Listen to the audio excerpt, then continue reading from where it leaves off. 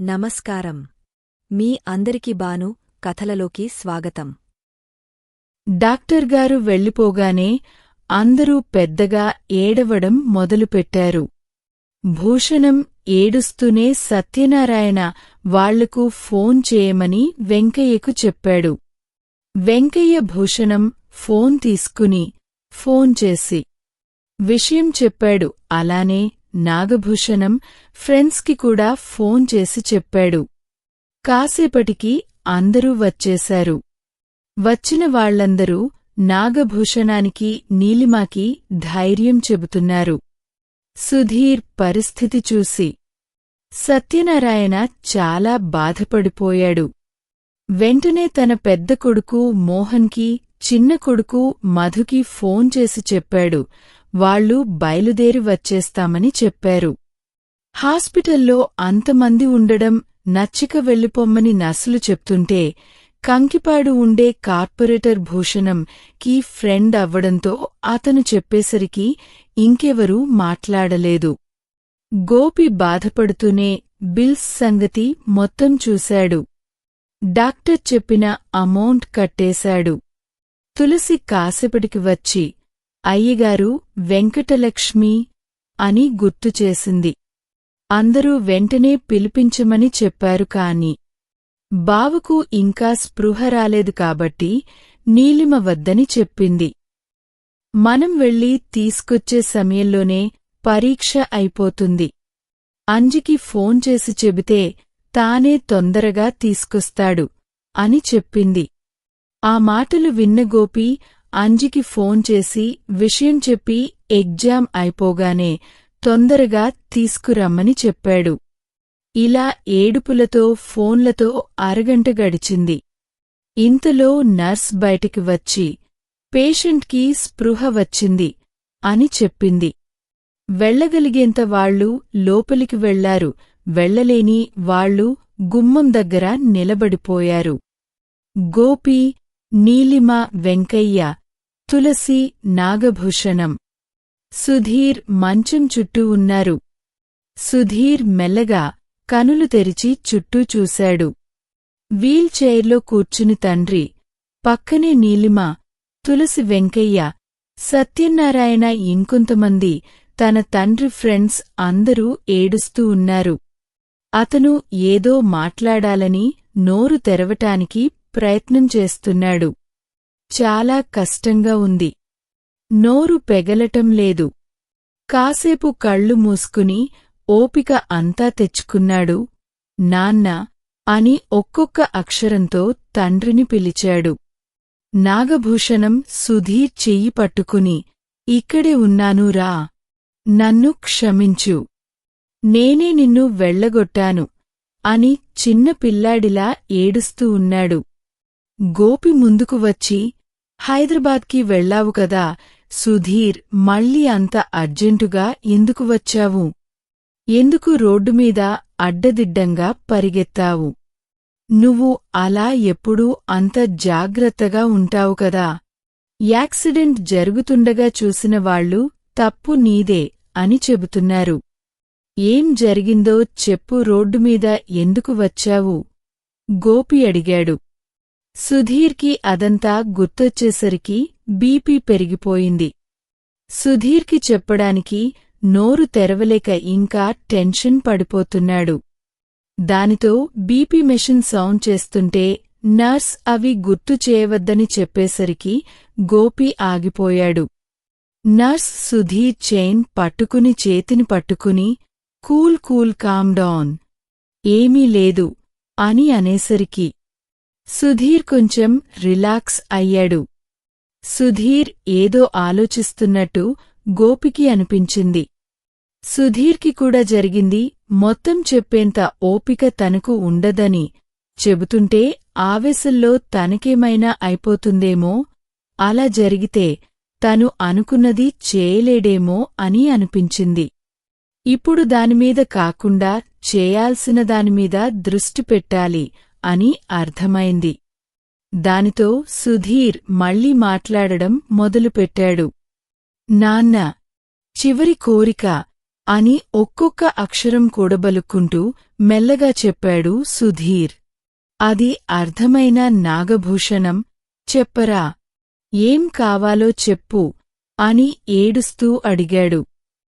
గోపి మాత్రం, చివరి కోరిక ఏమిటి సుధీర్, నీకేమీ కాదు, నీ అన్ని కోరికలు తీరుతాయి, కంగారు పడకు అని సుధీర్కి చెప్పాడు. తన పరిస్థితి గురించి తనకు బాగా తెలుసు అన్నట్టు సుధీర్ 2 పెదవులు అతి కష్టంమీద సాగదీసి నవ్వి వదిలేశాడు.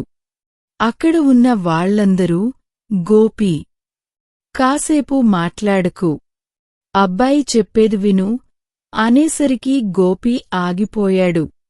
చెప్పమ్మా, ఏం కావాలి? అందరూ ఒక్కసారి అడిగారు. నర్స్ మళ్ళీ తిట్టింది. వే అని ఆగిపోయి, చెల్లి పెళ్లి చూడాలి అని ఉంది అని ఆగి చెప్పాడు. చెల్లి పెళ్ళా? అది ఎలా చూస్తావు బావా? వెంకటలక్ష్మి ఎగ్జామ్ హాల్లో ఉంది. మధు అన్నయ్య హైదరాబాదులో ఉన్నాడు. రావడానికి చాలా టైం పట్టొచ్చు అని చెప్పింది నీలిమ. గోపి, నాగభూషణం సత్యనారాయణ వైపు చూశాడు. నేను ఇందాకే ఫోన్ చేశాను, వాళ్ళు బయలుదేరారు, తొందరగానే వచ్చేయొచ్చు అని చెప్పాడు. మధు బయలుదేరాడు.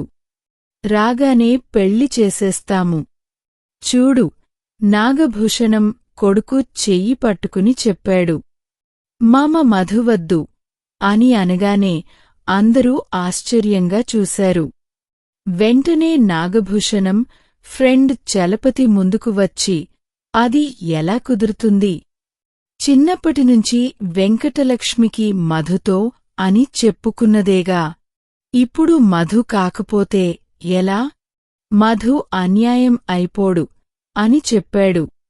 సత్యనారాయణ ఫ్రెండ్ అయిన రాఘవరావు, మధు కాకపోతే ఇప్పటికిప్పుడు పెళ్ళి అన్న కష్టమే కదా, పెళ్ళికొడుకు కావాలి కదా అని చెప్పాడు.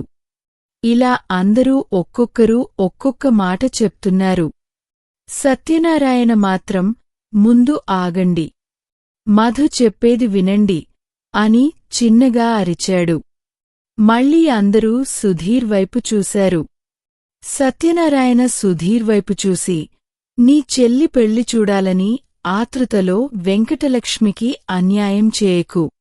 వెంకటలక్ష్మికి మా మధు అంటే చాలా ఇష్టం. మధుకి కూడా వెంకటలక్ష్మి అంటే చాలా ఇష్టం అని కంగారుగా చెప్పాడు. ఆ మాటలు విన్న సుధీర్ అసహనంగా, బాధగా ముఖం పెట్టి మళ్ళీ తండ్రివైపు తల తిప్పాడు. నాన్నా, చివరి కోరిక పెళ్లి చూడాలి, ఇప్పుడే చూడాలి. తొందరగా జరిపించు. నొప్పిగా ఉంది, భరించలేకపోతున్నాను, ప్లీజ్ చెల్లి పెళ్లి జరిపించు అని ఒక్కొక్క పదం చెప్పాడు. ఎప్పుడైతే నొప్పిగా ఉందని చెప్పాడో ఇక భూషణం ఆగలేదు. నువ్వు చెప్పినట్టే జరిపిస్తాము, పెళ్ళికొడుకు ఎవరూ లేరు కదమ్మా, మధుని రానివ్వు. ఒకవేళ మధు వద్దంటే పెళ్ళికొడుకు ఎవరు అని ఏడుస్తూ అడిగాడు. సుధీర్ అతి కష్టంమీద తల తిప్పి చుట్టూ చూశాడు. ఒకవైపు చూడగానే చూపు ఆగిపోయింది. మెల్లగా పెదాలు సాగదీసి నవ్వటానికి ప్రయత్నం చేస్తూ, గోపి బావా అని చెప్పాడు. అన్నయ్యా, నిన్ను పిలుస్తున్నాడు, నీకు చెప్తాడేమో అని నీలిమ అనగానే గోపి మరికాస్త దగ్గరకు వచ్చి, చెప్పు, పెళ్ళికొడుకు ఎవరు అని అడిగారు. నువ్వే గోపి బావా అని అనగానే గోపి నిర్గాంత పోయి అలాగే నిలబడిపోయాడు.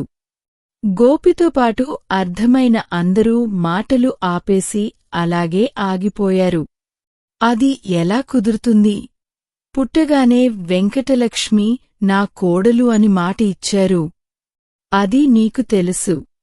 ఇప్పుడు గోపితో పెళ్ళి ఏమిటి? అసలు గోపి వయసెంత?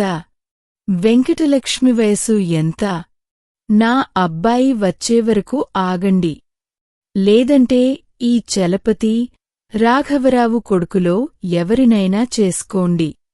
వెంకటలక్ష్మి నా కోడలు కాకపోతే ఏమీ? నా మేనకోడలు వరస. కూతురులాంటిది. ఆమెకు గోపికి ఇచ్చి పెళ్లిచేసి ఆమె గొంతు కోయలేను అని సత్యనారాయణ బాధగా చెప్పాడు. సుధీర్ అటువైపు చూశాడు. అందరి ముఖాలు అలాగే కనిపించాయి. నేను ఇప్పటి వరకు నిన్ను, చెల్లిని వదిలిపెట్టి హైదరాబాద్లో ఉన్నాను. ఇప్పుడు నీ దగ్గరికి వచ్చేయాలి అనుకుంటే దేవుడు నన్ను అమ్మ, అక్కయ్య దగ్గరికి పంపిస్తున్నాడు. నువ్వు చెల్లి ఒంటరిగా ఉంటారని బాధ నాకు ఎక్కువగా ఉంది. చచ్చిపోయేటప్పుడు నేను ప్రశాంతంగా చచ్చిపోవాలని అనుకుంటున్నాను. ఇలా నువ్వు చెల్లి ఒంటరిగా ఉంటే భరించలేను. చెల్లి పెళ్లి బావతో జరిగితే మీ ఇద్దరికీ బావ ఉన్నాడు అని ధైర్యంతో చచ్చిపోతాను. కాదనకు. నానా, దీనంగా మొహం పెట్టి ఆయాసపడుతూ ఒక్కొక్క పదాన్ని అతి కష్టంమీద పలుకుతూ అడిగాడు. కొడుకు ముఖంలో కనబడుతున్న బాధ చూసేసరికి నాగభూషణం కరిగిపోయాడు. అలాగే నాన్నా, బావతో వెంకటలక్ష్మి పెళ్లి జరిపించేస్తాను. నువ్వు కంగారు పడకు అని చెప్పాడు. సుధీర్ వెంటనే తల అడ్డంగా ఊపుతూ, ఎప్పుడో కాదు నాన్న, ఇప్పుడే, నా ముందే అని ఆయాసంగా చెప్పాడు. ఇప్పుడు ఎలా కుదురుతుంది అని అంటుండగానే పక్కనే ఉన్న గోపి, మామయ్య ఒంటరిగా ఉన్నాడని బాధపడకు. ఎప్పుడు మామయ్యకు వెంకటలక్ష్మికి తోడుగా ఉంటాను. ఇప్పటివరకు ఎలా చూసుకుంటున్నానో ఇంకా బాగా చూసుకుంటాను. నా ప్రాణంగా ఇద్దరిని చూసుకుంటాను. ఇప్పుడు ఇలాంటివి పెట్టకు. తొందరగానే మధుకి ఇచ్చి పెళ్లి జరిపించి ముగ్గురిని నేనే చూసుకుంటాను అని చెప్పాడు గోపి. సుధీర్, కాదు మధువద్దు, నువ్వే చేసుకో. నువ్వు చేసుకుంటేనే నేను ప్రశాంతంగా వెళ్ళిపోగలను. ప్లీజ్ బావా, నన్ను ప్రశాంతంగా చావని అని కన్నీళ్లు పెట్టుకుంటూ చెప్పాడు. సుధీర్ అని గోపి చెబుతూ ఉండగా భూషణం ఆపి, నా కొడుకు చివరి కోరిక తీర్చకపోతే నేను బ్రతికుండి కూడా ప్రయోజనమేమిటి? అసలే వాడిని ఇంటినుంచి పంపించేసినందుకు తెగ బాధపడుతున్నాను. నాకు ఆ నరకమే జీవితాంతం ఉంటుంది. ఇప్పుడు ఈ నరకం కూడా నాకు కూడా పెట్టొద్దు. వెళ్ళి పెళ్లికి సిద్ధపడు. నాగభూషణం ఆర్డర్ వేసి చెప్పాడు. మావయ్య పిచ్చిగా ఆలోచించవద్దు. కావాలంటే ఇంకొక మంచి అబ్బాయిని ఇప్పటికిప్పుడు వెతికి తీసుకొస్తాను. అబ్బాయికి ఇచ్చి పెళ్లి చేయండి. నాతో వద్దు. అసలు నా వయసు ఏంటి? తన వయసు ఏంటి? నువ్వు సుధీర్ మాటలకి ఒప్పుకోవడం కాదు. తనకి వాస్తవం వివరించి చెప్పు, చెప్పాడు గోపి. ఇది విని సుధీర్ కళ్లల్లో నుంచి కన్నీళ్లు కారిపోతున్నాయి. అది చూసిన భూషణం నీలిమవైపు తిరిగి, వెంటనే అమ్మాయిని పిలిపించు. ఇప్పుడే వీళ్ళిద్దరికీ పెళ్లి. ఇది నా నిర్ణయం. దీనికి తిరుగులేదు. ఇంతకాలం గోపి చెప్పిన ప్రతిదానికి ఒప్పుకున్నాను. ఇప్పుడు గోపి నేను చెప్పిన మాట వినాల్సిందే అని గట్టిగా చెప్పాడు. ఆ మాటలు విన్న సుధీర్ మెల్లగా నవ్వేసరికి నీలిమ వెంటనే బయటకు వచ్చి అంజికి ఫోన్ చేసింది. అంజి వెంటనే ఫోన్ లిఫ్ట్ చేసి ఏడుస్తూ, ఎగ్జామ్ టైం అయిపోయిందమ్మా, ఇంకా పావుగంటే ఉంది. తను బయటికి రాగానే వెంటనే తీసుకొచ్చేస్తాను. నేను లోనికి వెళ్దామంటే వీళ్లు లోనికి వెళ్లనివ్వటం లేదు అని చెప్పాడు. నువ్వు తొందరపడి కంగారుగా తీసుకురాకు. జాగ్రత్తగా తీసుకురా. ఇంతకీ నీకు రావడానికి ఎంత టైం పట్టొచ్చు అని అడిగింది. అరగంటలో వచ్చేస్తాను అని చెప్పాడు. వెంటనే ఫోన్ కట్టేసి టైం చూసింది. 11:45. అది చూడగానే వెంటనే ఒక నిర్ణయానికి వచ్చింది. మళ్ళీ గది లోపలికి తొంగి చూసింది. అంతసేపు మాట్లాడేసరికి సుధీర్కి అలసటతో ఆ మందుల ప్రభావంతో నిద్రవచ్చేసి కళ్ళు మూసుకున్నాడు. అందరూ కంగారుగా నర్స్ వైపు చూశారు. ఏమీ కాలేదు, నిద్రపోతున్నాడు. అతను ఎంతసేపు ఉంటాడో డాక్టర్లు చెప్పలేదు. కండిషన్ అయితే సీరియస్ లాభం లేదు. మీరేదో మీ ప్రయత్నాలు చూసుకోండి అని నర్స్ నిర్మోహమాటంగా చెప్పేసింది. వెంటనే నీలిమ గోపి చెయ్యి పట్టుకుని బయటికి లాక్కొచ్చింది. గోపి జేబులు వెతుకుతుంటే ఏమిటన్నట్టు చూశాడు. డబ్బులు తీసుకురాలేదా అని అడిగింది. హాస్పిటల్కి కట్టాను అని చెప్పాడు. నా దగ్గర తక్కువ ఉన్నాయి అని అంటూ అన్నయ్య ఫోన్ నుంచి తన అకౌంట్కి డబ్బులు పంపించింది. మొదట్లో గోపికి ఈ ఫోన్తో డబ్బులు పంపించడం తెలియదు. తెలిసినా తనకు అనవసరమని ఊరుకున్నాడు. కాని చెల్లెలు విజయవాడలో చదవడం మొదలుపెట్టాక అప్పుడు ఫోన్ పే పెట్టుకున్నాడు. అందులోనుంచి నీలిమ ఇప్పుడు డబ్బులు తన ఎకౌంట్కి పంపించేసుకుంది. వెంటనే తులసి చేయి పట్టుకుని బయటికి పరిగెత్తింది. అక్కడే నిలబడి ఉన్న వెంకటేశ్వర్లును చూసి అతని బయటకు పిలిచి ఆటోలో కంకిపాడులోని పెద్ద షాప్కి తీసుకెళ్లమని చెప్పింది. ఇంకా ఉంది. ప్లీజ్ సపోర్ట్ చేయండి. అమూల్యమైన సలహాలను కామెంట్ల రూపంలో అందిస్తారని ఆశిస్తూ మీ ఎస్ బాను.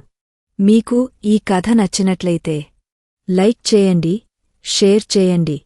ఇంకా బాను కథలును సబ్స్క్రైబ్ చేయడం మరిచిపోకండి. Thank you.